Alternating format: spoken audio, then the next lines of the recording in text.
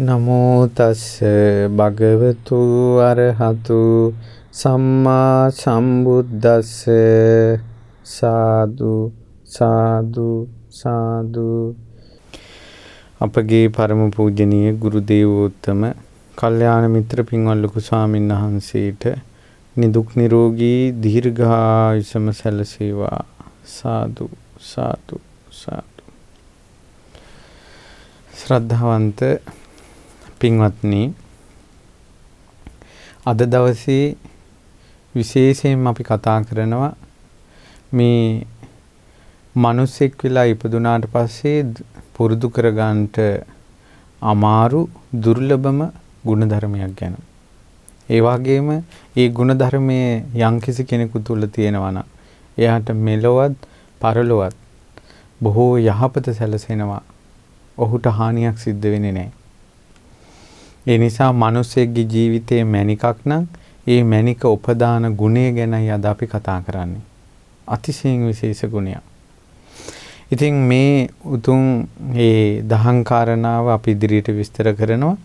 ඉතින් මේ ධර්ම දේශනාව විකාශනය කරවන්නට දායකත්වයේ දරලා ධර්ම දානමේ පින රැස් කරගන්නේ කැනඩාවේ පදිංචි පින්වත් විජිතනන්ද සේනරත් මහත්මයා, ශ්‍රීමති ලොකු ගොඩැල්ල මහත්මිය, ඒ වගේම දරුවන් වන ශාලික නුවින් සේනරත් පුතුන් විසින්.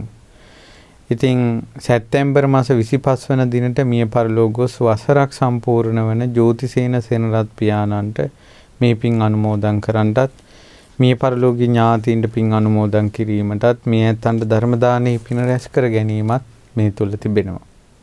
ඉතින් ඒ නිසා බොහෝ දෙනාට යහපත සැනසෙල්ල සැලසේවා. මිනිසයන්ගේ සිත් තුළ මේ වටිනා ගුණධර්ම දියුණු වේවා කියන අදහසින් අද අපි ධර්ම දේශනාව ආරම්භ කරනවා. ඉතින් ධර්ම දානය ලබා දෙන පින්වතුන් අපමණ සතුටටපත් වෙන්න මේ අන් අයට යහපත සලසවන්නට වචනයක් හරි මේ ලෝකේ පතුරවන්නට ලැබීම ගැන. මිනිසෙක්ගේ ජීවිතේ මම කිව්වේ හොඳ මිනිසෙක් ඉන්නවා, පින්වන්ත මිනිසෙක් ඉන්නවා කියලා. ඒ මිනිසයාගේ ජීවිතේ මැණිකක් නම් ඒ මැණික උපදාන ගුණයක් තියෙනවා. ඒකෙන් තමයි මේ මැණිකට වටිනාකම එන්නේ. ඒ ගුණේ තමයි කෙලෙහි ගුණය. කෙලෙහි ගුණය තමන් ඒ කෘතගුණ සිහි කරන කෙනෙක් බව, කෘතගුණ දන්නා කෙනෙක් බව. කෙලෙහි ගුණ දන්නේ නැති කෙනාට තමන්ගේ ජීවිතේ මොනතරම් දක්ෂතා තිබ්බත්, මොනතරම් හැකියාව තිබ්බත්, මොනතරම් බලපුලුවන්කාරකම්, ධන සම්පatti, භවභෝග තිබුණත් ඒ කෙනාගේ ජීවිතේට ආලෝකයක් නැහැ. එළියක් නැහැ. බුදුරජාණන් වහන්සේ වදාළේ ගෞතම බුද්ධ ශාසනයේ ගුණධර්ම පුරුදු කරන අය, ඒ කියන්නේ මේ මිනිසෙක් හැදෙන්න උත්සාහ කරනවා නම්, බුද්ධ ශාසනයෙන් පිහිටක් ගන්න උත්සාහ කරනවා නම් එයා ඒ සියලු ගුණධර්ම පුරුදු කරන්න ඕන. ඒ කියන්නේ අපි ගත්තොත් එහෙම ගුණධර්ම නැත්නම් මේ බුද්ධ ශාසනයේ පුණ්‍ය කුසල් වපුරවන්න ඕන භූමිය තමයි කෙලෙහි ගුණය. කෙලෙහි ගුණ කියන්නේ සත්පුරුෂයන්ගේ භූමිය කියලා බුදුරජාණන් වහන්සේ වදාළා. ඒකට සත්පුරුෂයා යන්නේ ඉන්නේ, ඇවිදින්නේ, හිටින්නේ, ඉඳගන්නේ, සත්පුරුෂයා නිවෙස් හදන්නේ, සත්පුරුෂයා වගාදිගා කරන්නේ, ඒ ඔක්කොම කරන්නේ සත්පුරුෂයාගේ භූමියේ. ඒ සත්පුරුෂයාගේ භූමිය තමයි කෙලෙහි ගුණ දන්නා බව, සිහි කරන බව. කතඤ්ඤු කත වේදී. බුදු කෙනෙක් ලෝකේ පහළ වෙන එක දුර්ලභයිනේ. බුදුරජාණන් වහන්සේගේ ධර්මයේ ලෝකේ ඇහෙන එක දුර්ලභයිනේ. ඒ වගේම දුර්ලභ කාරණාවක් තමයි කෙලෙහි ගුණ දන්නා බව, කෙලෙහි ගුණ සිහි කරන බව. මේ ලෝකේ ගොඩාක් තියෙන්නේ අපි අනිත් අයගෙන් කෙලෙහි ගුණ බලාපොරොත්තු වෙනවා. කළ උපකාර අපි කරපු ඔයාලා මතක තියාගෙන ඉඳී කියලා අපි බලාපොරොත්තු වෙනවා. ඒ වුණාට අපි අපේ දිහා හැරිලා බලන්න ඕන. මම තමන් දිහා. මම කෙලෙහි ගුණ සිහි කරන කෙනෙක්ද, දන්න කෙනෙක්ද කියලා. එතකොට මේ අනිත් අය ගැන නෙමෙයි මේ කියන්නේ, තමන් ගැන.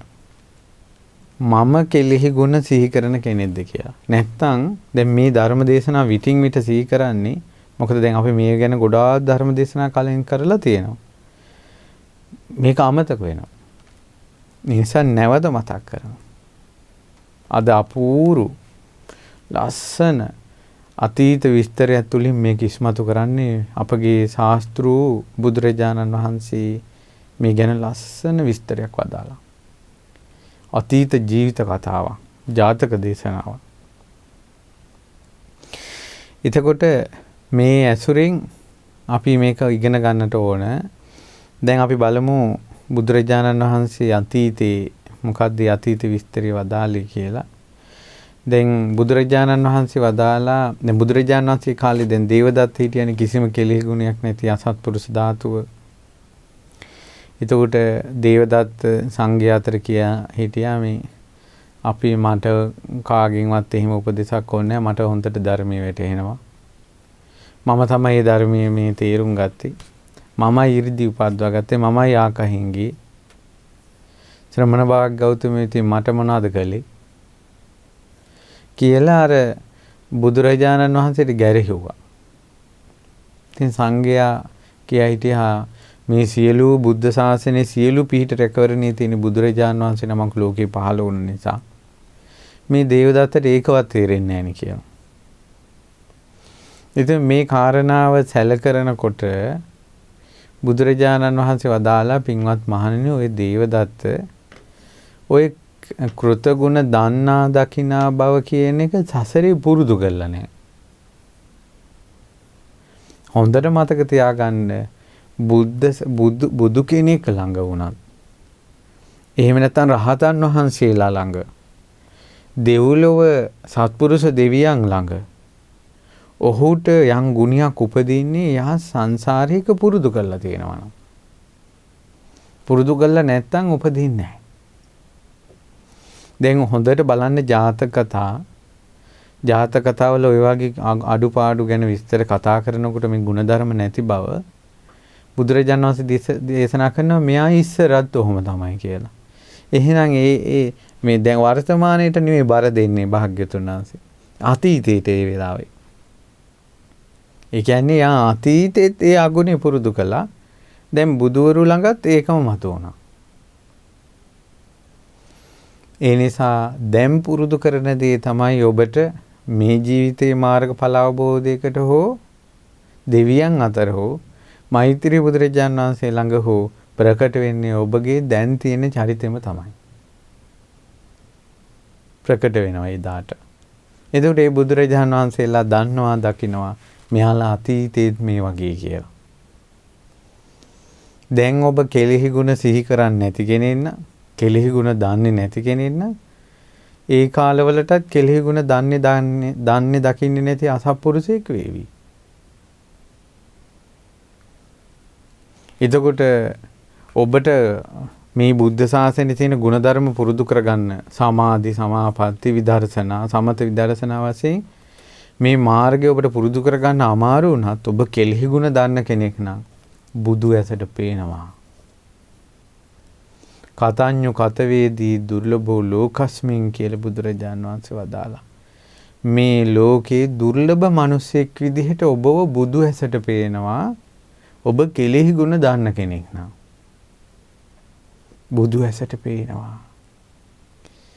ඒ කරුණාවෙන් තෙතුන බුදු ඇසට පෙනුනොත් ඔබ ඒ බුදුරජාණන් වහන්සේගේ අපරිමිත මහා කරුණාවට ඥාන දැලට ඔබ අහු වෙනවා.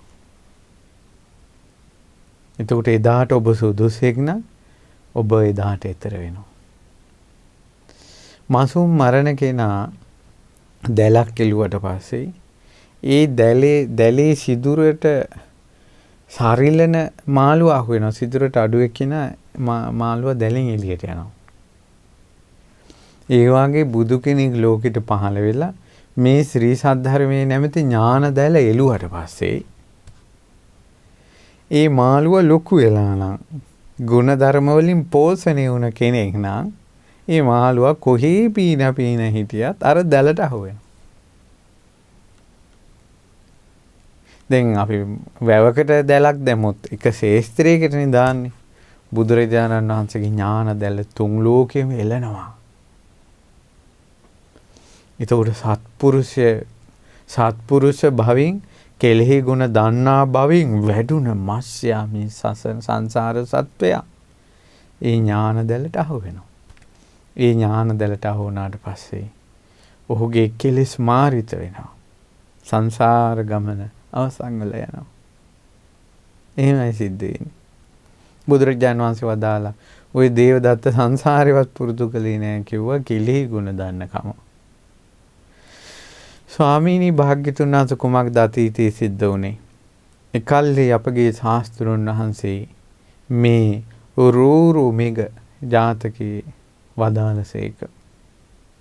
බුදුරජාණන් වහන්සේ වදාලා පින්වත් මහණෙනි එකල්හි බරණැස් නුවර ධනෙන් ආඩ්‍ය වූ බ්‍රහ්මණේ මේ සිටුවරේ ස්ත්‍රී දූර්ත සුරා දූර්ත වෙලා ධනය ගඟකට කපන ඉනි වගේ විනාශ කර කර නැසි පලක් නැති තැන ඔහුගේ ධනය සම්පූර්ණ විනාශ වුණාම ඔහුගේ මේ දුෂ්චරිතය නිසා තව ණය තුරුස් ගත්තා. අවසානයේ කොච්චර ණය වුණාද කියනවනම් ගේ දොර ඉඩකඩම් ගෑණි පවාස ඉන්න වුණා. අවසානයේ තමනුත් තමන්ට අයිති නැති තරමට පාරට වැටුණා. තමනුත් තමන්ට අයිති නෑ.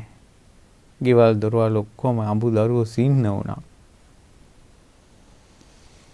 අවසානයේ මෙයා කල්පනා කළා මේ කපටි මිනිසයා මේ මිනිස්සු මුලා කළා මං සියදිවි හානි කරගන්නවා කියලා.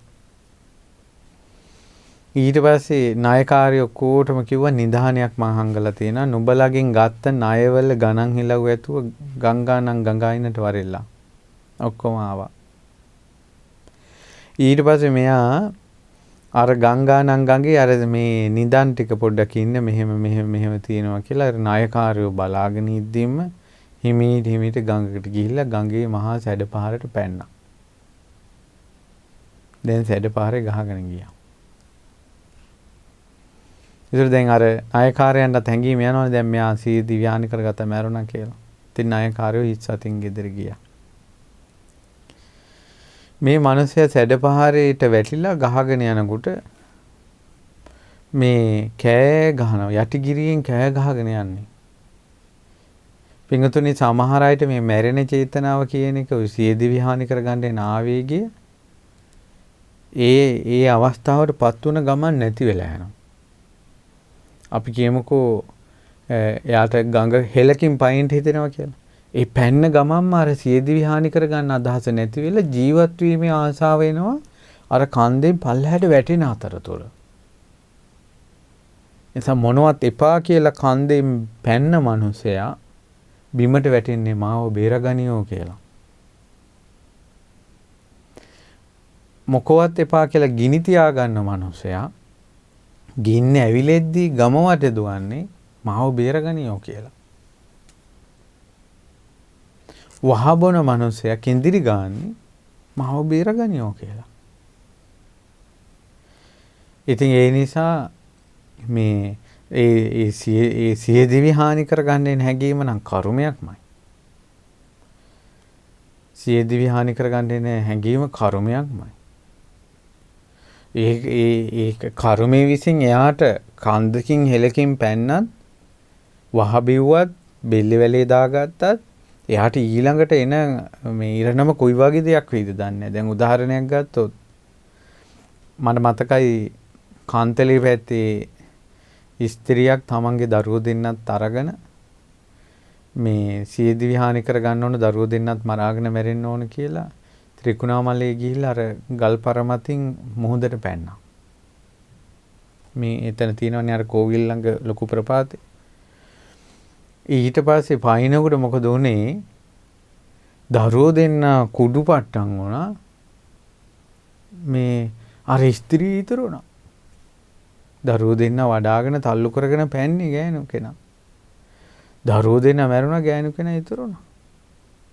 කොහොම විඳවිල්ලක්ද දැන්? කොහොමද? ඒ නිසා මේ සියදිවි හානි කරගන්න එක එච්චර භයානකයි. ඒවා හිතන එකත් භයානකයි. මොකද කෙනෙකුට හිතෙන්න පුළුවන් එකපාරෙන් ඔක මැරිලා යනවනේ කියලා. ඉතුරුනොත් විඳවන්න වෙනවා. මැරුණත් විඳවන්න වෙනවා. ඊට පස්සේ ඒ නිසා ඔය සියදිවි හානි කරගන්න හිතෙන එපා වෙලා ඉන්නයි රුවන්වැලි සෑයේ, ශ්‍රී අඟුලිමාල මහා සෑයේ, ඒ වගේ උතුම් ස්තූප වැඳලා පිරිත් කියලා තමන්ගේ ජීවිතේ තුනුරුවන්ට පුදලා ඉවසීමෙන් කටයුතු කරන්න ඕන මේ සංසාරේ භයානක බව සීකලා. අර මිනිසයා ඉතුරු වුණා. දැන් ගඟේ ගහගෙන යනවා මාව බේරගනියෝ කියා. ওই ගඟ පාමුල බොහෝ ඈතක අපගේ මහා බෝධිසත්වයෝ මුවෙක් වෙලා ඉපදිලා රූරු මේ මෘගයා මේ මුවෙක් වෙලා ඉපදිලා අර රැළියෙන් වෙන් වෙලා මහා සද්ධාන්තව වැඩිලා ඇඟ තිල් පාටයි රත්තරන් පාටයි. ඇස් දෙක නිල් පාටයි. අන්තටු රිදි පාටයි. ඉතින් හරිම ලස්සන මුවෙක් මහා දැවැන්තයි. තනියෙන් එන්නේ. ඒ ඉන්න ප්‍රදේශේ චූටි තනකොළ හැදිලා මේ බිම සල්ගස් තමයි හැමතැනම තියෙන්නේ. ඒ තනකොළ ගැන අටුවාවේ විස්තර තියෙනවා හරියට හාවෙක්ගේ යටි බඩ වගේ කියලා. එච්චර පුළුන් ගතිය වගේ තමයි චූටි තනකොළ හැමතැනම හැදිලා තියෙන්නේ. ඒ තන පිට්ටනියේ සල්ගස් යට ඉන්නේ මේ මුවා. ඊට පස්සේ මේ මුවාට හවස් කාලේ ඇහුණා මේ සද්දේ. ඉතින් මේ මුවාට දුක හිතිලා මුවා ගඟට පැනලා ගඟේ පීනගෙන ගිහලා අර මිනිස්සයා කොහොම හරි කරට අරගෙන ආව උඩට. අද කාලෙත් කලාතුරකින් හරි ඉන්නවනේ සතා සිව්පාවන් නිසා මිනිස්සුන්ගේ ජීවිතේ බේරෙන. අදටත් ඉන්නවා. එතකොට ඒ නිසා මේ දැන් උඩට ගෙනල්ලා ඊට පස්සේ අර මුවා ඔය තියෙන පාලතුරු එක දේවල් දීලා මේ මිනිස්සයාට කන්න බොන්න දුන්නා. මේ මිනිස්සයා ඔන්න ප්‍රകൃතිමත් වුණා. මුවාට කතා කරන්න පුළුවන්. මුවා කියනවා මම නුඹට ගමට යන්න පාර කියන්න. ඉතින් නුඹ ගමට ඵලයන්. හැබැයි උඹ මට පොරොන්දුවක් වෙන්නේ මම උඹගේ ජීවිතේ බේරුවා. මං වගේ මුවෙක් ලස්සන මුවෙක් ඉන්නවා මේ පැත්තේ කියලා කාටවත් කියන්න එපා. හරි කියෝ. අසත්පුරුෂයා පොරොන්දු වෙනවා හිස් මුදුනේ අත්තියතියා. මහා පොළොවේ අතතිතියා. පරාණේ ගැන අතතිතියා. දරුමල්ලෝ ගැන මේ දරුමල්ලෝ අපේට තියතියා මේ පොරොන්දු වෙනවා සපත කරනවා අසත්පුරුෂයා. මගේ දරුවන් පල්ලා කිය. ඉතින් හරි භයානකයි. ඒ කියන්නේ එයාට ඒක ගාන එයාට තේරෙන්නේ නැහැ මේ ප්‍රකාශේ බරපතල බව. ඉතින් මෙයා පොරොන්දු වුණා. ඊට පස්සේ මුවා තමන්ගේ පිටේ තියාගෙනම තමයි අර නගරයට යන පාරට අර මිනිස්සෙ ගිහින් දැම්මේ. ඊට පස්සේ ගිහින් දාලා මේ මිනිස්සෙ ගියා. දැන් ඔන්න මුවා ආපහු ආවා. ඔය දවස් වෙනකොට කර්මානුරූපව බලන්න මේ ස්වභාවය බරණැස් රජුරුවන්ගේ රජබිසව හීනෙන් දැක්කා රත්තරන් පාට මුවෙක්ගෙන් බණ අහනවා. ඉතින් උදේ නැගිටලා කියනවා අනේ මට රත්තරන් පාට මුවෙක් ඕන බලන්න ඕන කතා කරන්න ඕන. ඊට පස්සේ රජුරුව පුරෝහිතයොත් කතා කළාට පස්සේ කිව්වා රජතුමනි ඉන්න පුළුවන් ඒ වගේ අය හැබැයි අපි හොයමු කියලා සරුවාභරණෙන් ඇතෙක් සරසලා ඇතාගේ පිට රංකහවණු 1000ක් තියලා නගරේ අනබෙර යවමින් යවුවා රත්තරම් පාට මුවෙක් ඉන්න තැනක් පෙන්නන කියන කෙනෙකුට මේ ඇතා සහිත මේ වස්තුවත් සියලු ආභරණයෙන් සැරසුණු රාජ කන්‍යාවියෝ ආදී තෑගි දෙනවා කියලා. ඔය අනබෙරේ යනකොට තමයි අර අසත්පුරුෂයා කෙලින් එළියට ආවේ. අසත්පුරුෂ ධාතුවට ඒ ඔක්කොම ගානට සිට් වෙන හැටි මේ සසරේ ස්වභාවය. ආර්ය එළියට ආපු ගමන් ආර්ය කල්පනා කළා මේ වස්තුව ගත්තා නම් ණය ටිකක් දීවලා ආයෙත් පරණ විදියට සිටුමැදුර අරගෙන ආයෙත් පෙළවහක් වෙලා ආයෙ ඉන්න පුළුවන් කියලා. ඒ කියන්නේ සාමාන්‍යයෙන් මේ ඒ අසත්පුරුෂයාගේ ස්වභාවය තමයි ඒ නැති වුණත් වස්තුව කාම සම්පත්තිය නැවත නැවත පතනවා. එකකින් මට්ටු වෙන්නේ නැහැ. මම මෙහෙම විනාශ වුණා නම් ඉදිරියටත් මෙහෙම නේද විනාශ වෙන්නේ කියලා කල්පනා කරන්න බෑ. ඊට පස්සේ මොකද උනේ? මෙයා කිව්වා මම දන්නවා. ඔන්න රාජමාලිගාවට ගෙන්නන්න ගියට පස්සේ කිව්වා මම දන්නවා. මට ඉන්න තැනත් පෙන්වන්න පුළුවන්. සියලු වස්තුවයි ඒ ඔක්කොම ටික මේ රජුරු අර මිනිසයාට ලබලා දුන්නා. ලබලා දීලා හිනා යන් මේ අපි ඒ මුවා බලන්න කියලා. ඉතින් රජුරුයි සේනාවයි මේ වනේ වට කළා. ඊට පස්සේ මෙයා කිව්වා දැන් චූටි තනකොළ තියෙන භූමියට අපි ආවා. ඒ නිසා රජතුමනි සේනාව නවත්තලා අපි පොඩ්ඩක් ඉස්සරහට යන්න. රජුරුව කිව්වා සේනාව එහෙනම් කැලේ වට කරන්න කියලා. අර චූටි තනකොළ තියෙන අර ලස්සන සල් ගස් තියෙන අඹ ගස් තියෙන අර පරිසරයට ආවා. ඇවිල්ලා වට කරන සද්දෙටයි කෑ ගහන හඬටයි ඇහිච්ච ගමම්ම මොවා හිතුවා අර මිනිස්සයා නිසාම මට මේ බය උපදින්නේ කියලා. මේ ලෝකේ යම් බයක් ඇති ගැනීමක් උපදිනවා නම් අසත්පුරුෂ බාලයා නිසාමයි උපදින්නේ. සත්පුරුෂයා නිසා ලෝකෙට බය ඇති ගැනීම උපදින්නේ නැහැ. ඊට පස්සේ මොකද උනේ? දැන් රජුරෝ කෑ ගහලා අරයා දිශාව පෙන්නුවා නැතන ඉන්නේ මොවා කියලා. රජුරෝ දුනු ඊතල අමෝරා සද්ද කරනකොට මොවා වන ගොබෙන් නැගිට්ටා. නැගිටලා ඉස්සරහට රජුරෝ බැලුවා වටේට මහා සේනාවක් ඉන්නවා. බැලුවා මට පිහිට තියෙන්නේ රජුරෝ ළඟමයි කියලා. රජුරෝ ඉන්න දිශාවට ඔළුව පාත් කරගෙන ආවමවා. ඉතින් ඊට පස්සේ රජුරෝ බය වුණා අනේ කියලා. ඉතින් දුනු ඊතල අමෝරා ගන්නකොට අර මොවා කිව්ව රජතුමනි ඔබතුමාට යහපතක් වේවා. ඔබතුමා ආපු වැඩේ සිද්ධ වෙනවා. මං වාගේ මුවෙක් ළඟට මේ මෙච්චර සේනාවක් ඇඳවගෙන ආවේ කවුද කියලා මට කියන්න කිව්වා. ඊට අර කටහඬේ මිහිරට රජුරුගේ හිත උණුණා. දුනු ඊතල දැම්මා මුවා ළඟට ආවා. ඉතින් මුවා රජුරුවෙන් අහන රජතුමනි මම මේ වනේ හැංගවිලා අනිත් මොන්ටවත් මං ගාවට එන්න බැරි විදිහට හැංගවිලා ඉද්දී මෙච්චර සේනාවක් මන් ළඟට ගෙනාවේ කවුද? ඊට පස්සේ මේ පෙන්නවා මේ මෙන්න මේ මිනිසයා කියලා. මුවා කියනවා රජතුමනි මේ දරකඩක් දියෙන් ගොඩට දැමීම උතුම්.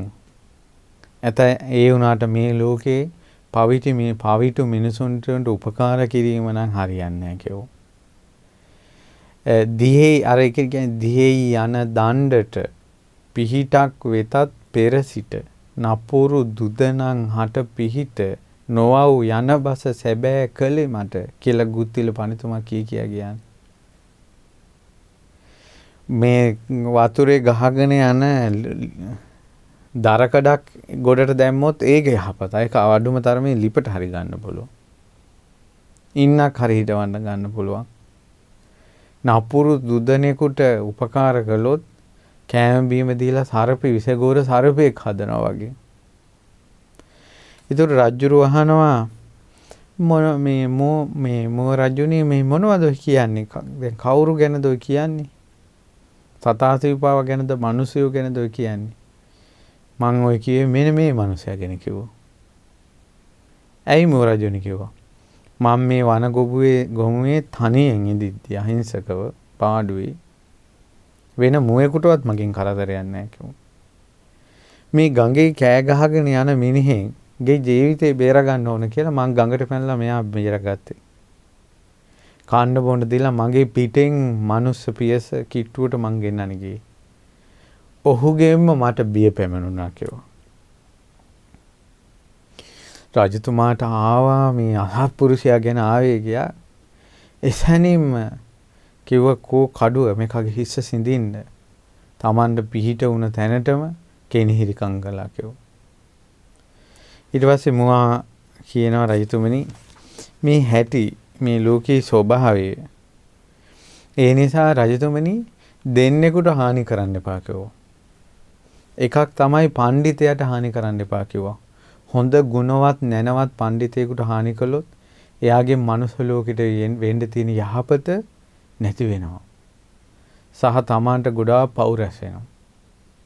ඒ නිසා හොඳ මිනිස්සුෙකුට කරදරයක් කරන්නම හොඳ නැහැ. ඒ වගේ තමයි බාල අසත්පුරුෂයාටත් හානියක් කරන්න හොඳ නැහැ. ඒකට හේතුව තමයි ඔවුන් මනුස්ස ලෝකෙ ඉන්නේ මේ කාලේ විතරයි. මැරිච්ච ගමන්ම නිරේ. ඒ නිරේ ඉපදුනාට පස්සේ මහා ගිනිදැල් මැද ඉන්න තියෙන්නේ. ලෝදිය බොන්න තියෙන්නේ. ගිනිගුලි කන්න තියෙන්නේ. ඉතින් ওই පව් කරන ජනයා මේ අවසාන සීතල හුළඟත් මනුස්ස ලෝකෙන් ලබන එක අනේ දවසක් වැඩිපුර ලැබපු ආවේ. අවුරුදු කෝටි ගණන් ගිනිදැල් මත ඉන්න තියෙන එකෙක් අනේ මෙයා මේ මනුස්ස ලෝකෙ එක දවසක් හරි හිටපු ආවේ.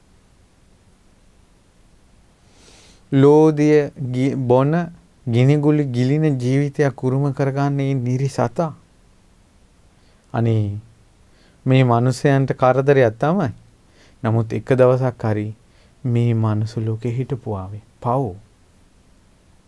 ඔබගේ පවුලේ කෙනෙක් ගොඩාක් පව් කරනවා නම් ඔබ ඇසුරු කරන අය අසත්පුරුෂ නම් ඔය අසත්පුරුෂයෝ නැසේවා වෙනසේවා කියලා ද්වේෂය ඇති කරගන්න එපා. මේ සිත වඩන්න මේ අය එක දවසක් හරි ජීවත් වේවා කියලා. ඇයි ඒ? ඔවුන්ට අවසාන සීතල පොදත් මේ ගත වෙන දවසේ විතරයි. පව්. පාපී අසමජ්ජහති අන්ධබාල ප්‍රදජ්ජන මේ පව්කාර අයට සාප කරන්න එපා. මෙසිතම වඩන්න අනේක දවසක් හරි ජීවත් වේවා කියලා. මොකද ඔවුන් ඊළඟට යන ලෝකේ විඳින දුකත් එක්ක. මිනිසෙක් මැරෙනවා කියලා දැනගත්තට පස්සේ දොස්තරලා වුණත් කියනවා ලෙඩාට කැමිති කෑම බීම මේ අයට කන්න බොන්න දෙන්න කියලා. අවසාන නිසා. ඒ නිසා අපිට තේරෙනවා නම් මේ මිනිස්සයා යන්නේ නිරේ කියලා. මේ අවසාන කාලේ ටික සැනසille ඉන්න මේ සිත වඩන්න. ඒ නිසා නුවණැති ජනයා පඬිතයාගේත් බාලයාගේත් මරණය ගැන කලබල වෙන්නේ නැහැ. උත්සුක වෙන්නේ නැහැ. ඊට පස්සේ කියනවා ඔබතුමා යමක් මේ අසත්පුරුෂයාට දෙන්න පොරොන්දු වුණා නම් ඒකත් දෙන්න. ඊළඟට මමත් ඔබතුමාගේ කටයුත්ත ඇවිල්ලා කරන්නම් කිව්වා. එතකොට බලන්න මං කල්පනා කරේ මේ ජාතක කතාව කියවද්දි සංසාරේ ගුණධර්ම පුරුදු කරන්න මහ බෝධිසත්වයන්ට දේවදත්තයා කරේ තියාගෙන යන්නත් සිද්ධ වුණානේ. අර මැරෙන්න ගිය දේවදත්තයා බේරගෙන කණ්ඩ බොණ්ඩ දීලා කරේ තියාගෙන නේද මනුස්ස පියසට ගිහින් දැම්මේ. සංසාරේ ගුණධර්ම පුරුදු කරද්දී දේවදත්තයෝ කර පිටින් ගෙනියන්න වෙයි. පාරමී පුරණ සංසාරේ ජාලිය ක්‍රිෂ්ණ ජිනාදී පින්වන්තයෝ එදා ජූජක බමුණා නම් වූ දේවදත්තයාගෙන් කොයි තරම්නම් කසපාර කෑවද. ඒ නිසා ඔබ සංසාරේ දුක් කෙලවර කරන්න කැමති නම් මේ දුකෙන් එතර වෙන්න කැමති නම් ගොඩාක් පෞකාර ජනයාගේ ගුටි බැටවලට ලක් වෙන්න සිදුවේවි.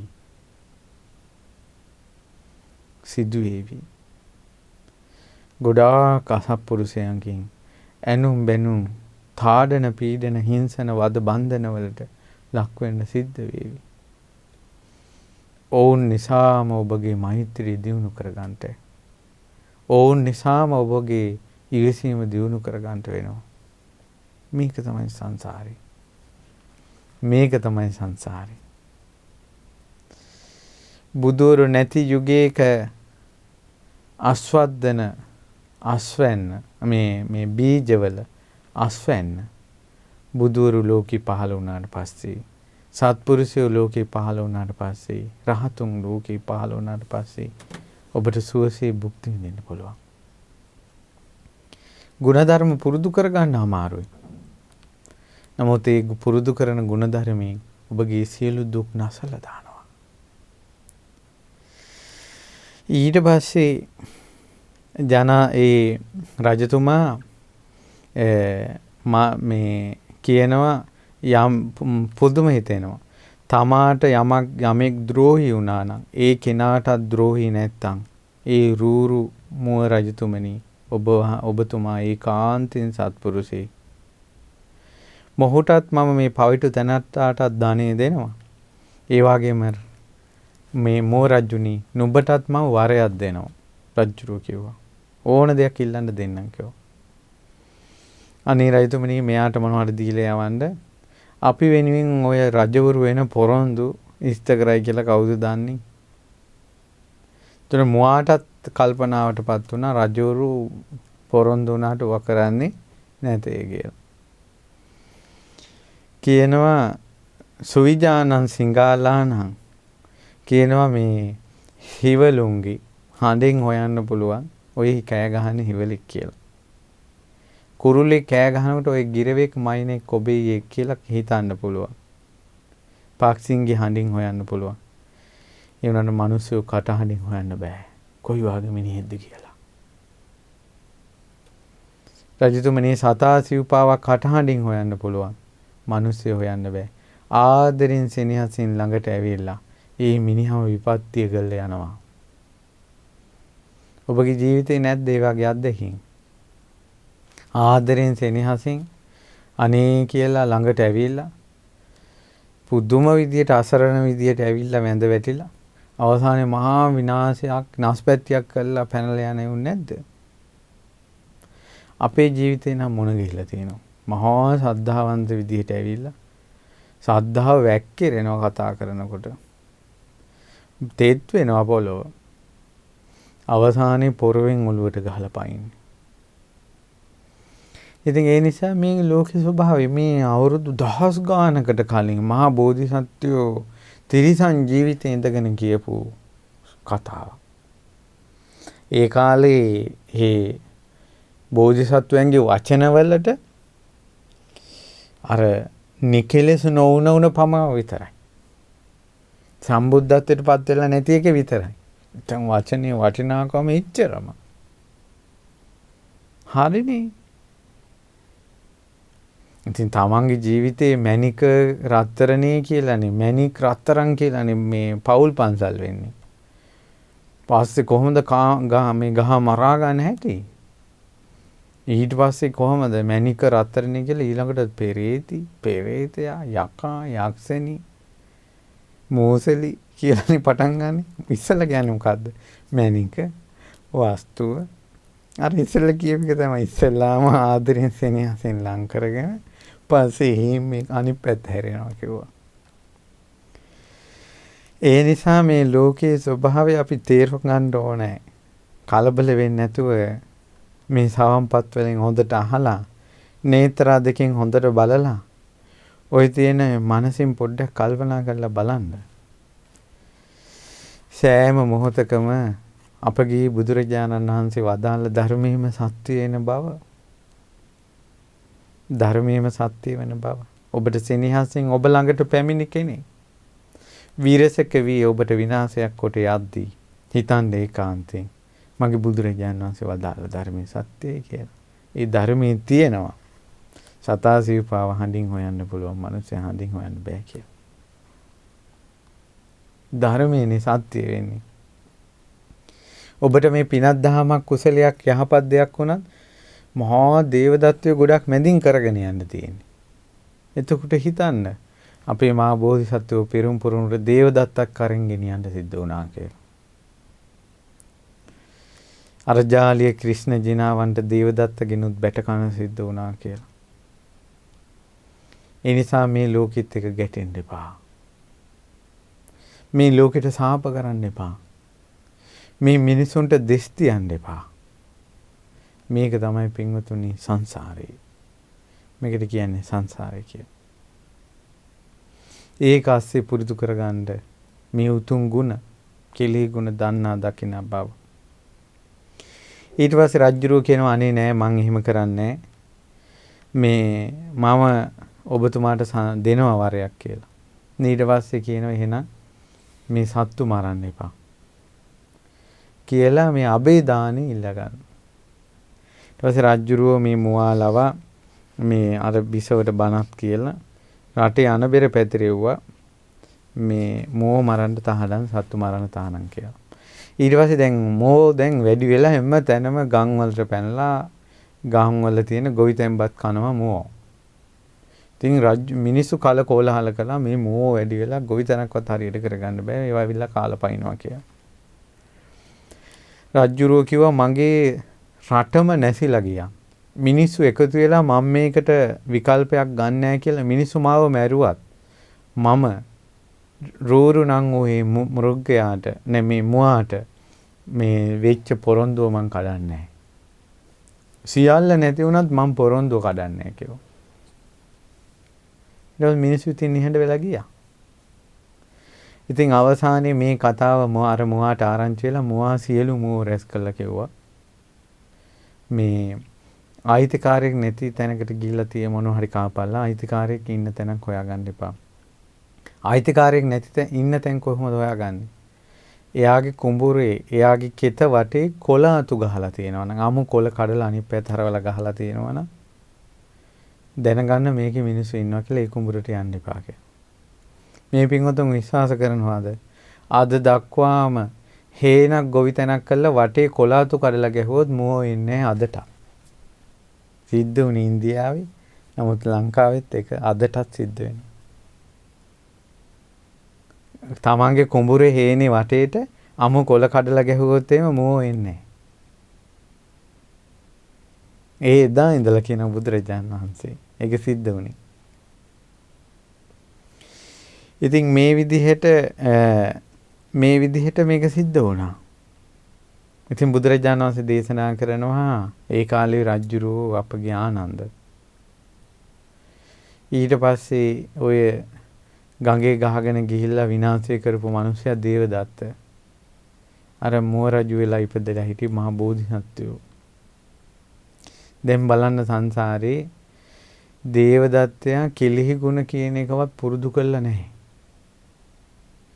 ඉතින් ඒ පුරුදු කරලා නැති නිසා බුදුවරුන්ගේ කාලෙත් කෙලිහි ගුණ දන්නේ නැති දකින්න නැති බවම එනවා. මතක තියාගන්න මේ කාලේ ගුණධර්ම දියුණු කරන්න අමාරුයි. හැබැයි පුරුදු කරගත්තොත් ඒකේ පිහිට නම් සුළුපටු නැහැ. උදාහරණයක් ගත්තොත් බුදුරජාණන් වහන්සේ ලෝකේ පහළ වෙලා සිටින කාලේ උතුම් බුද්ධානුභාවයේ මුල් කොටගෙන පින්වන්තයෝ හැමතැනම උපදින්නේ. ඒවා මුල් කරගෙන මිනිසයන්ට ගුණධර්ම දියුණු කරගන්න ලේසි. හරියට තෙත්තු පොළොවේ ලිඳක් කනිනවා වගේ. තෙත්තු පොළොවේ ලිඳක් කනිනකොට ඉක්මනින් කනින්නත් පුළුවන් පොඩි දුරක් හරිනකොට වතුරක් එනවා. තෙත්තු පොළොවේ වැහි කාලයක ලින් කනිනකොට. ඒ වගේ බුදුවරුන්ගේ කාලේ බුදුරජාණන් වහන්සේ ලෝකේ පිරිනිවන් පාලා ඒ ධර්මයේ ඒ විදිහටම කතා කරන එක ඈත් වෙලා පාපයෙන් ඉරිසියාවෙන් ක්‍රෝධයෙන් වෛරයෙන් මිනිස්සු කුහක වෙලා වාසය කරන යුගයක අර ගුණධර්ම ඉරිතල්ලා තියෙන්නේ පොළව කරකුට්ටම් වෙලා තියෙන්නේ.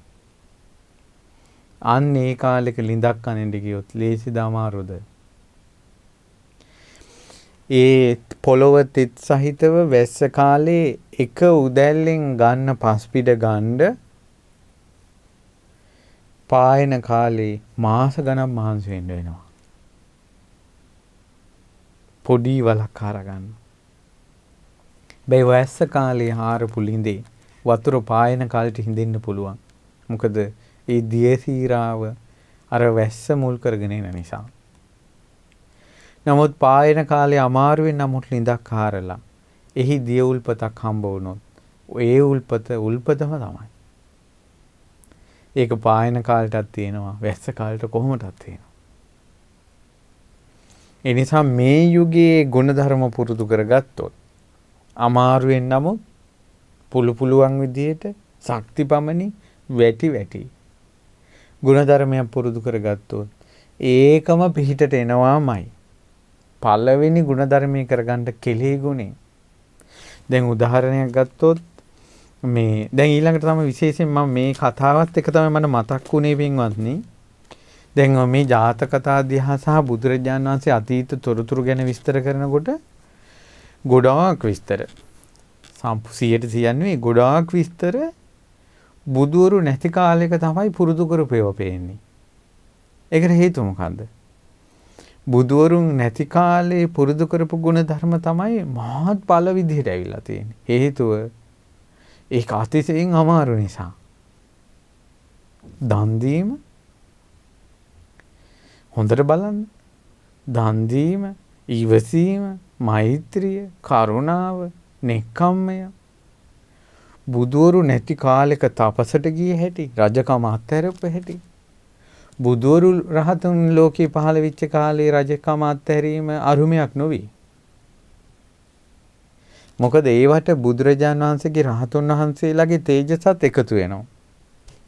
බුදුවරු නැති කාලයක දන් දෙනවා කියන එක, අත්හරිනවා කියලා කියන එක තමන්ගේ සුව උත්සාහයෙන් අප්‍රමාණ කැපවීමෙන් කරන්න ඕන එකක්. ඒ නිසා බුද්ධ කාලේ වගේ පහසුකම් සහ පරිසරය නැති වුණත් අද කාලේ යම්කිසි කෙනෙක් ගුණධර්මය පුරුදු කළොත් ඒක හරි ප්‍රබලයි. පහන් හැමතැනම පත් වෙනකොට තියෙන පහනක එළිය එච්චර පේන්නේ නැහැ එක පහනක. පහන් ඔක්කොම නිවි ගිය තැන දැල් වෙන පුංචි පහන එළියත් ඈතට පේනවා. ඒ පහනේ තේජස වැඩි. හේතු අඳුර වැඩි නිසා.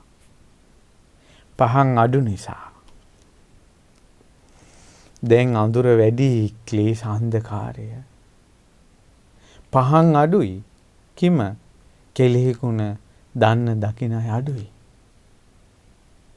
ඒ නිසා ඔබ යම්කිසි ගුණයක් පුරුදු කළොත් කෙලෙහි ගුණ දන්නා දකිනා බව ඔබ වෙනම පේනවා දෙවිවරුන්ට. අන්ධකාරයකම පානක් වගේ. කෙලෙහි ගුණ කියන්නේ මේ වගේ එකක්. දැන් උදාහරණයක් ගත්තොත් ජීවක බුද්ධ කාලේ හිටපු ජීවක පිංගතුණි මේ සාලවතී කියන ගණිකාවගේ බඩේ ඉපදුණි. ඒ සාලවතී මේ දරුවා ඉපදිච්ච ගමන් පොට්ටනියක ගැට ගහලා කූඩේක දාලා නගරේ කුණු දාන කුණු ගොඩට ගිහින් දැම්මා. ඊට පස්සේ ඒ දරුවා කෑකොස්සන් ගහනකොට උතනින් උදේ පාන්දර රාජසේවිට යන අබේ රාජකුමාරයා ඒ දරුවා දැකලා මේ අනේ කවුද ඒ කෑ ගහන්නේ කියලා බලන්න කියලා පොඩි දරුවෙක් කියලා දරු සෙනෙහස උපද්දවගෙන ගිහිල්ලා අබේ රාජකුමාරයාගේ මාලිගාවේ පෝෂණය කළා. කුණු ගොඩකත් මැරෙන්නේ නැතුව හිටපු නිසා ජීවක කිව්වා. රජකුමාරෙක් වගේ හැදිච්ච නිසා කෝමාර බච්ච කිව්වා. ජීවක කෝමාර බච්ච. ඊට පස්සේ මේ ජීවක පස්සේ කාලේ කල්පනා කළා ශිල්පයකින් ජීවත් වෙන්න ඕන මං කියලා. තමයි තක්ෂශිලාවට ගිහිල්ලා වෙදකම ඉගෙන ගත්තේ. අවුරුදු 7ක් වෙදකම ඉගෙනගෙන එයා ඊට පස්සේ අවසානයේ කිව්වනේ මේ යොදුනක් දිග යොදුනක් පල්ලේ භූමිය යොදුනක ප්‍රදේශය ඇවිදලා බෙහෙතට ගන්න නැති එකක් හොයාගෙන එන්න කියලා තිබ්බේ නෑ. එච්චර දක්ෂයි හැම ගහක් ගැනම දන්නවා. ඉතින් මොහු කරපු පළවෙනි වෙදකමෙන්ම ජීවකට හම්බුණා ගොඩක් වස්තුව. ඒ කියන්නේ සිටු දේවියෙක්ගේ ඔළුවේ කැක්කුමක් සනීප කළේ. එයාගෙන් 4 ලක්ෂයක් සිටු මේ සිටුතුමාගෙන් 4 ලක්ෂයක් පුතාගෙන් 4 ලක්ෂයක් ඊට පස්සේ ගේලිගෙන් 4 ලක්ෂයක් මේ විදිහට කහවණු 16 ලක්ෂයක් විතර මේ කොහමරි විශාල කහවණු තොගයක් ඊළඟට වටිනා කරත්තයක් 16 මෙයාට පළවෙනි වෙදකමෙන් හම්බ වුණා. මෙයා පළවෙනි වෙදකමෙන් හම්බෙච්ච සියලු වස්තුව අරගෙන ආවි අබේ රාජකුමාරයා ළඟට. සියලු වස්තුව අබේ රාජකුමාරයාගේ පාමුල තියලා මේ සොළොස් විය ඇති මේ තරුණ ජීවක කියනවා පියාණනි මාව දරුවෙක් වගේ ඔබතුමා මාව හැදුවා. මගේ ජීවිතයේ රැකුනේ ඔබතුමා නිසා. මට මේ පළවෙනි මගේ ශිල්පයෙන් ලැබිච්ච සියලු වස්තුව ඔබතුමා සතුයි. ඔබතුමාට පඳුරක් වේවා කියලා පාමුල තියෙනවා. ජීවක. තවම බුදුරජාණන් වහන්සේ මුණ ගැහිලත් නැහැ ජීවකට. කොහොමද මේ මේ වපුරාගෙන ඉන්න හැටි බුදුවරු ළඟ අස්වැන්න නෙලන්න කෙලෙහි ගුණේ. ඊට පස්සේ කියනවා මේ ජීවක අනේ මට ඕනේ අහවල් දැන් හොඳ ඉඩමක් තියෙනවා භූමියක් ලස්සන මාලිගාවක් හදන්න ඔයාට මමත් උදව් කරන්නම් කියලා. ඒක මුල් කරගෙන අබේරාජ කුමාරයා ජීවකට ලස්සන මාලිගාවක් හදලා දෙනවා. ජීවකට වටිනා පස්සේ කාලේ වුණත් වටිනා දෙයක් ලැබුණොත් ජීවකට ලැබිච්ච වටිනා වස්තුවක් මට ලෝකේ වටිනාම දේ දුන්නේ බුදුරජාණන් වහන්සේ කියලා රත්තරම් පාට මේ සලුවක් බුදුරජාණන් වහන්සේට පූජා කිරීම මුල් කරගෙන තමයි මේ අදටත් මිනිසුන්ට සංඝයාට සිවුරු පූජා කරන්න බුදුරජාණන් වහන්සේගෙන් අවසරය ලැබුණේ. එතකල් පාරේ වැටිලා තියෙන රෙදි කෑලි වලින් සිවුරු මැහුවේ. ජීවක තමයි පළවෙනි රෙදිකඩ පූජා කළේ. වටිනා දේ වටිනා විදිහට දැක්කා. වටිනා විදිහට පිදුවා. මම ඔක ඇයි සිහි කළේ? හොඳට බලන්න. අම්මලා තාත්තලා පඩිය ගන්නකොට සිහි කරන්නේ තමන්ගේ දරුවෝ ගැන. ඊට පස්සේ දරුවන්ට උදව් පදව් කරලා ඔක්කොම ටික කරලා රස්සාවල් වලට යවලා මේ විශ්වවිද්‍යාලය යවලා හැම වියදමක්ම දරලා ගොවිතැන්පත් කරලා වියදම් යවන්නේ. අවසානයේදී ඒ ළමයා රස්සාවක් කරන් පඩිය ගත්තට පස්සේ පළවෙනි පඩිය ඇවිල්ලා අම්මගේ තාත්තගේ අතේ තියෙනවද? නැත. එවැන්න සොයාගන්න බැරිය. ඉතින් ඒ නිසා මේ පළවෙනි පඩිය ගත්ත ගමන් මතක් වෙන්නේ මට කාර් එකක් ගන්න ඕන, ගේ අතන හදන්න ඕන, මෙහෙම හදන්න ඕන, මෙහෙම හදන්න ඕන. ඉතින් අමුතුම ලෝකයක්. ඉතින් ඒව ගැන කතා කරලා වැඩකුත් නැහැ, පසුතැවිලි වැඩකුත් නැහැ. දැන් මේ බණ අහන අයත් අහන්නේ ගොඩාක් වැඩිහිටියයිනේ. ඉතින් ඒ අයට ඒකට මේවා ඇහෙනකොට මුල ගිහිල්ලා ඉවරයි. ඒ නිසා දැන් පසුතැවිලි වෙන්න කාරණාවක් නෙවෙයි. මේ ලෝකයේ හැටි තේරුම් ගන්න. ඉතින් ඔබටත් ඒ කාලේ ඔව මතක් වුනේ නැත්නම් ඔබගේ දරුවන්ට කොහොම මතක් වෙන්නද? දැන් ඔබට වැරදිච්ච තැන හදන්න නම් දරුවන්ට මේ වචනේ ඇහෙන්න ඕන. ඒ නිසා මේ වචන ඔබටත් වැඩි ඇහෙන්න ඕන ඔබගේ දරුවන්ට. ඒ දරුවෝ නොමග නොයීම පිණිස මේ මිනිසුන්ට අම්මගේ තාත්තගේ අගේ තේරෙීම පිණිස කෙලෙහි ගුණ මතක් වීම පිණිස මේ කෙලෙහි ගුණ අනාගතේ නැති වෙනවා. අපි ගුරුවරුන්ට ගුරු පඬුරු ගැන අපි කතා කරනවා. දැන් ඔන්ලයින් වලින් නම් උගන්වන්නේ ඉන්ටර්නෙට් එක හරහා නම් ඉන්නේ. ඔහුගේ ගුරුවරයා වෙන්නේ මොකද්ද? මේ ගුරුවරයා ගැන තේරෙන්නේ නැත්නම් ඔහු ප්‍රතික්ෂේප කළා තවත් ඉන්ටර්නෙට් එකෙන් තව ගුරුවරයෙක් තෝරාගත්තා. ඒතර කෝ ගුරු පඬුරු හොයන්නේ කොහොමද? කෝ අර ගුරුවරුන්ට තියෙන ආදරේ සෙනෙහස ගුරුවරුන්ට ළමයි ගැන තියෙන ආදරේ සෙනෙහස ඒව කොහොමද අනාගතේ මේ ඔක්කොම නැති වෙලා යනවා. අඬන්න එපා, වැළපෙන්න එපා, ශෝක කරන්න එපා, සුසුම් හෙලන්න එපා. මාගේ බුදුරජාණන් වහන්සේ වදාලා නම් මේ සංස්කාර ධර්මිය අනිත්‍යයි කියලා. ඒම නෙවෙයිද මේ පසක් වෙන්නේ. අනිත්‍යමයි ඇස් වලට පේන්නේ. අනිත්‍යමයි කන් වලට ඇහෙන්නේ. ඒ නිසා මේ අනිත්‍ය දිහා බල ඉන්න පුළුවන් වුණොත් ඔබට අපි කාටත් ලොකු දෙයක්. දැන් අපි පහුගිය කාලවලදී මේ ළමා ලපටින්ගේ තියෙන මේ චරිත ස්වභාව ගැන එක එක විදිහට සංවේගයෙන් ශෝක ප්‍රාප්ත වෙලා කතා කළානේ. නමුත් ඇත්තටම නුවණින් විමසා ගන්නට කල්පනා කළොත් ඉතින් මේ වගේ ඇති අරුමයක් නැහැ. මොකද තමයි අනිත්‍ය. බුදුරජාණන් වහන්සේ වදාලා නම් අපි ළඟට හරි සංවේගව කතා කළා මේ ළමයි දෙමව්පියෝ මරණ සිද්ධි ආරංචි වෙනකොට. ඒ වුණාට බුදුරජාණන් වහන්සේ වදාලා නේද අනාගතේ මෘග සංඥාව පහළ වෙලා එක කොටා ගන්නවා කියලා. ඉතින් ඒකටනේ පරිසරෙ මේ හැදෙන්නේ. පියාට ගරු කරන්නේ නැහැ, මවට ගරු කරන්නේ නැහැ, ගුරුවරුන්ට ගරු කරන්නේ නැහැ, පවුලේ වැඩිමල් අයට ගරු කරන්නේ නැති යුගයක්. ඇවිල්ලා දස වර්ෂයට මිනිසයන්ගේ ආයුෂ අඩු වෙන විස්තරයක් බුදුරජාන් වහන්සේ වදාළනේ. බුදුරජාන් වහන්සේ වදාළ වචනේ විශ්වාස කරන්නේ නැද්ද? ඒක සිද්ධ වෙනව නේද යම් දවසක? ඒ සිද්ධ වීමේ පෙර නිමිති පහළ වෙද්දී පවා බුදුරජාන් වහන්සේ වදාළ දේ සත්‍යයි කියලා නේද හිතන්න තියෙන්නේ. මැරෙන මොහොතේ මේ සියල්ල අත්හැරලා යන්න සිද්ධ වෙනකොට සබ්බම් පහය ගමනීය බුදුරජාන් වහන්සේගේ වචනේ සියල්ල අත්හැරලා යන්න වෙනවා. ඒ සත්‍යයි කියලා බුදුරජාන් වහන්සේ වදාළ දේ සත්‍යයි කියලා හිතාගෙන මැරෙන්න නැත්තම් සැනසෙල්ල. මේ අල්ලා ගන්න නැතුව. ඒ නිසා ගුණධර්ම ගැන ඔබ මේ කල්පනා කරන්න. මේ යුගයේ අස්වැන්න මේ කුඹුරු වපුරා ගන්න ගුණධර්ම වල. වපුරනකොට ලොකුවට පේන්නේ නැහැ. පොඩ තමයි. ඔක වැඩෙන්න ගන්නවා ඊට පස්සේ. බුදුරු ළඟ අස්වැන්න නෙරලා භුක්ති විඳලා සැනසෙනවා. බුදුරජාණන් වහන්සේගේ ශාසනයේ මඟපල් ලැබූ කෝටි ප්‍රකෝටි සංඛ්‍යාත ජනයා කලින්ම වපුරපු අය. බුදුරජාණන් වහන්සේ ළඟ ඒ අස්වැන්න නෙළුව අය. ඒ නිසා ඔබ ධර්ම අවබෝධයේ නැමැති අස්වැන්න නෙලීම පිණිස දැන් ගුණ ධර්ම දියුණු කරගන්න. දැන් ලොකුවට දෙයක් පේන්නේ නැති වෙයි. කෙලේ ගුණ සිහි කරනකොට ඔබගේම කනට ගහයි. ඊළඟට ඒකට කවුරුවත් ප්‍රශංසාවක් කරන්නේ නැති වේවි.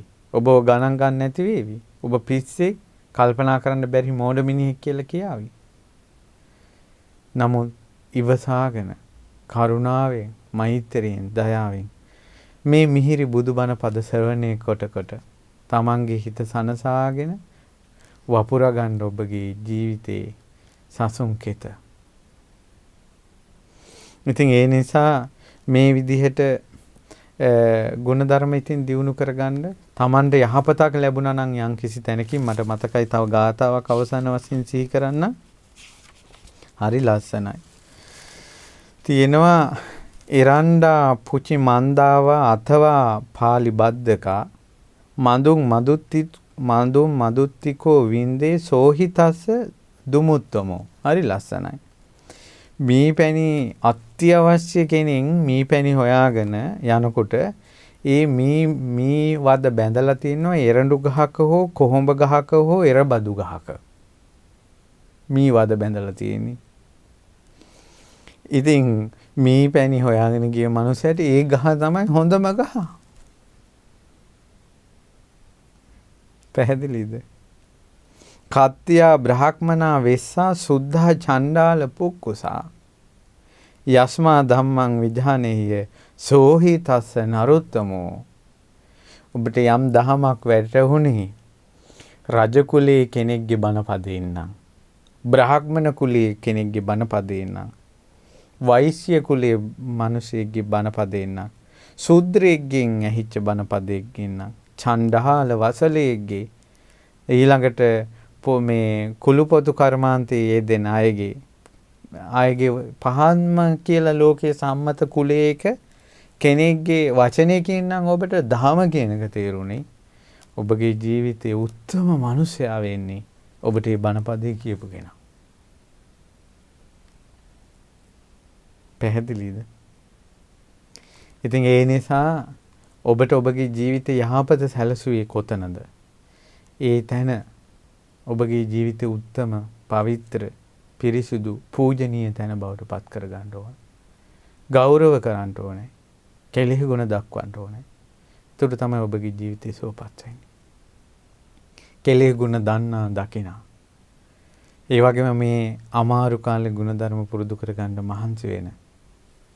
සිදුවෙන සෑම අසාධාරණයක් සහ මේ ලෝක විපරිණාමයක් ඉදිරියේ බුදු කෙනෙක්ගේ ධර්මයේ සත්‍යම සිහි කරන පින්වන්තයෝ බවට පත් වෙන්න ඔබට වාසනාව ලැබේවා.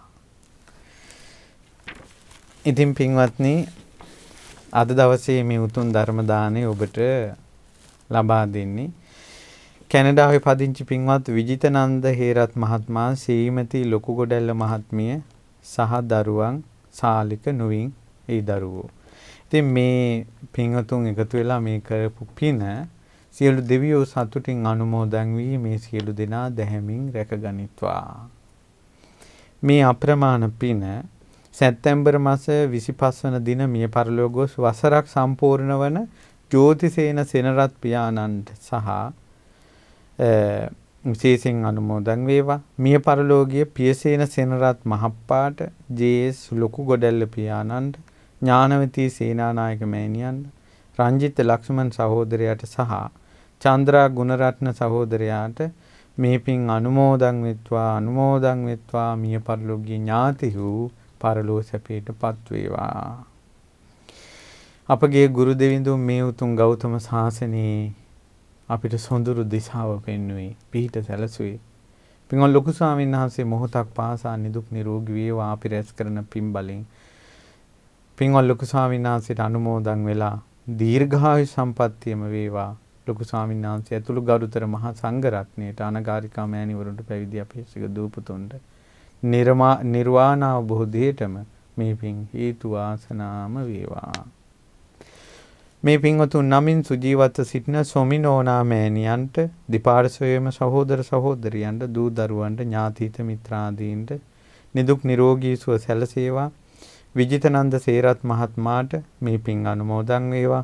ශ්‍රීමති ලොකු ගොඩැල්ල මහත්මියට මේ පින් අනුමෝදන් වේවා.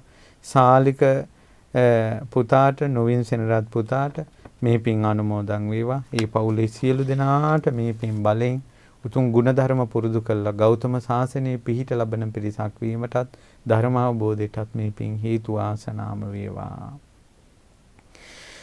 කොරෝනා වසංගතයෙන් රෝගී වූ අය ඉක්මනින් නිරෝගී වේවා. ලෝක ව්‍යසන වසංගතය දුරු වේවා. ඔබ අප කාටත්, මව් දෙමව්පිය ඥාති බන්දු මිත්‍රාදීන්ට, කාර්ය මණ්ඩලයේ සියලු දෙනාට ගෞතම බුද්ධ ශාසනයේ පිහිට ලබන්නත්, සසර දුකින් නිදහස් වෙන්නත් ඒකාන්තයෙන්ම මේ පින් හේතු වාසනා වේවා. තෙරුවන් සරණයි. නමෝ බුද්ධාය.